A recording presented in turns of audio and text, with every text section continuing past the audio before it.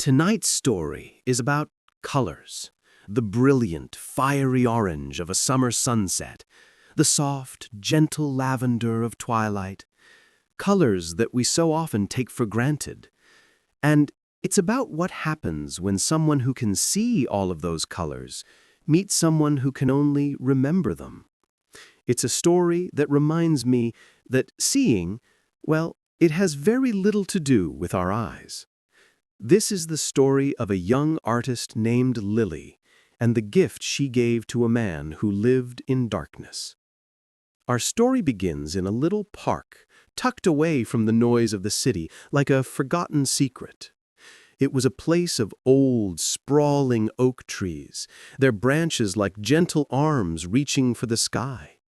The air there always smelled of damp earth and freshly cut grass, a scent that seemed to wash the city grime from your thoughts.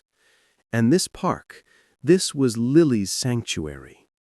Lily was a wisp of a girl, with wide, observant eyes that seemed to notice everything. She saw the way the sunlight filtered through the leaves, dappling the ground in dancing patterns. She saw the determined march of an ant carrying a crumb 10 times its size. She didn't say much. She preferred to speak with her charcoal pencils and her watercolor paints. Every afternoon, after her classes, she would bring her sketchbook to the park and lose herself for hours. It was her quiet ritual. And it was during one of these afternoons that she first noticed him. He was an old man, always sitting on the same bench, the one that faced west, perfectly positioned for the setting sun. He was always impeccably dressed in a tweed jacket, even as the weather warmed, and he leaned ever so slightly on a handsome wooden cane with a silver top.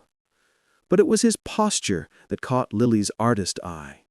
He sat perfectly still, his back straight, his face tilted towards the sky, as if he were drinking in the view. But he never was. Lily, being the observer she was, noticed it after a few days. His eyes, a pale, cloudy blue, never moved. They never followed a bird in flight or a child chasing a ball. They just rested. He was blind. Yet every single evening, without fail, he would sit on that bench and face the sunset, as if he were watching the most spectacular show on earth. For weeks, this was their silent routine, she on her blanket under the oak tree, sketching the world around her, and he on his bench, listening to it. They were two quiet islands in the gentle sea of the park. Lily was fascinated by him. What did he think about?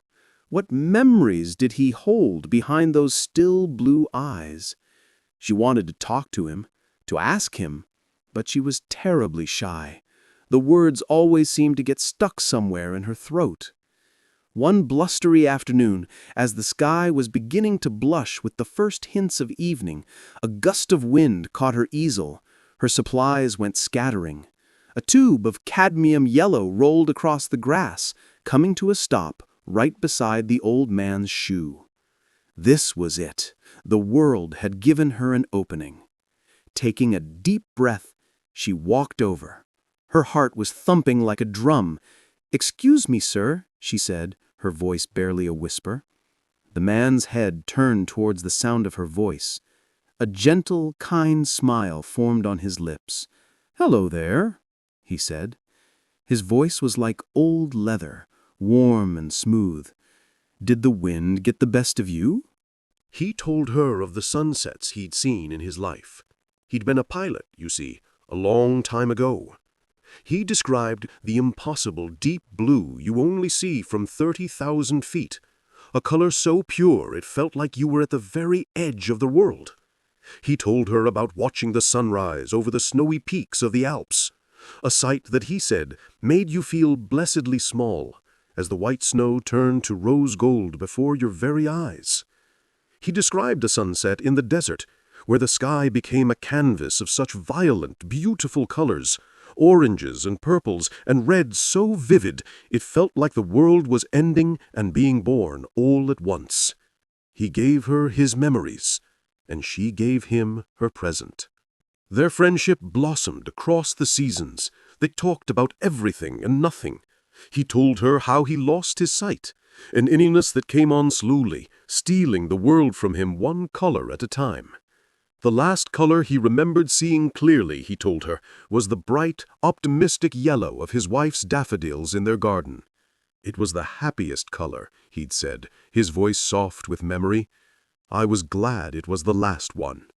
Lily, in turn, told him of her dreams of being an artist, but also of her fears. Her fear that she wasn't good enough, that she couldn't make anyone feel anything with her art. Mr. Alastair would just smile, his gentle smile.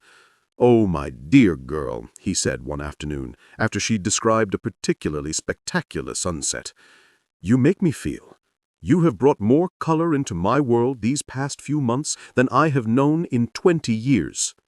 One day, Lily arrived at the park with a large cloth-covered canvas. She was more nervous than the first day she'd spoken to him. "Mr. Alastair," she said, her voice trembling slightly, I made something for you." She unveiled the canvas. It was a painting, but not of a sunset. It was a painting of him, of Mr. Alastair, sitting on their bench. But behind him, the sky was not just one sunset, but a magnificent, impossible tapestry of all the sunsets she had ever described to him. There was the fiery orange, the peachy glow, the smoky purples, the angry crimsons, and the shy pale pinks, the golden-edged clouds, the sliver of a burning sun. It was all there, a symphony of color and light. She took a shaky breath and began to describe it to him. She described the texture of the paint, the way she blended the colors to capture the feeling of warmth, the proud way she painted his posture as he faced the sky. She described every brushstroke, every decision, every emotion she had poured onto that canvas. When she finished, there was a long silence. A single tear traced a path down Mr. Alastair's weathered cheek. He reached out a trembling hand. "May I?" he asked. Lily guided his hand to the canvas. Ever so gently, his fingers traced the thick textures of the oil paint. He felt the raised edges of the clouds she had outlined in gold. He felt the smooth blend of the fiery orange into the soft peach. He wasn't seeing it. No, he was doing something more. He was touching it. He was feeling it. He finally lowered his hand and turned his face towards her, his sightless eyes seeming to look right into her soul.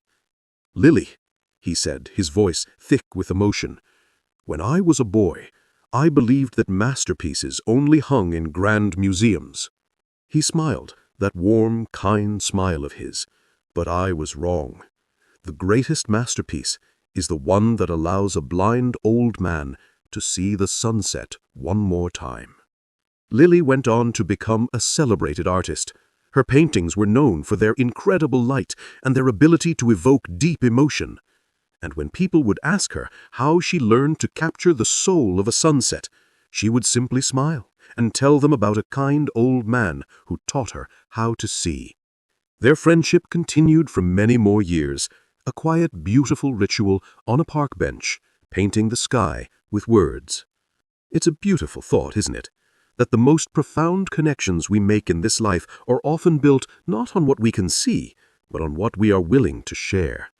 We all have a sunset inside of us, a unique and beautiful light that someone else might be longing to see. All we have to do is be brave enough to describe it. Thank you for sharing this time with me. Be good to yourselves and to each other. I'll be here, waiting with another story. Good night.